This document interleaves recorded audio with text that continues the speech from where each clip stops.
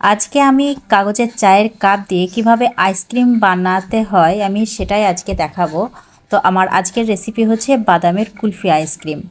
তো তার জন্য যেটা লাগছে তা হলো বাদাম। আমি 3 ধরনের বাদাম নিচ্ছি। এক হচ্ছে পিস্তা বাদাম, আলমন্ড এবং কাজু বাদাম। সবগুলোকে মিক্সিতে ভালোভাবে গুঁড়ো করে নিয়েছি। এবার 400 ml দুধে 2 টেবিল চামচ গুঁড়ো দুধ দিয়ে আমি ভালো করে গুলে নিলাম। এবার একটু জাফরান দিচ্ছি সুন্দর রং আসার জন্য।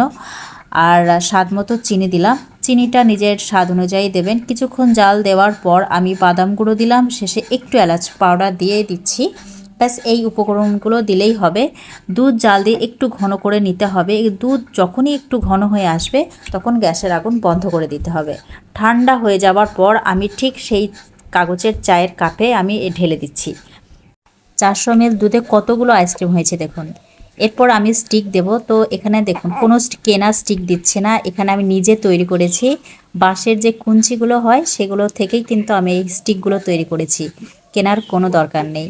তো এখন আমি এটাকে ফ্রিজে রেখে দেবো সারা রাতের জন্য। পরের দিনকে আমি ফ্রিজ থেকে এটা বার করে নিয়েছি। এবার এটাকে কাগজ থেকে আমি বার করে নিচ্ছি আইসক্রিমটাকে। তো দেখতেই পাচ্ছেন কত সুন্দর হয়েছে, আর খেতে কি বলবো, এতটা টেস্টি হয়েছিল।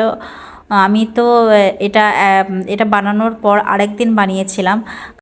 আর এদিকে দেখুন আমার ছেলে কিন্তু তখন থেকেই ছটফট করছিল কখন সে খাবে। যাক, এখন ওর মনের ইচ্ছাটা পূরণ হলো। তো এবার বাড়িতে আপনিও বানিয়ে নিতে পারবেন এইভাবে ঠান্ডা ঠান্ডা কুলফি আইসক্রিম।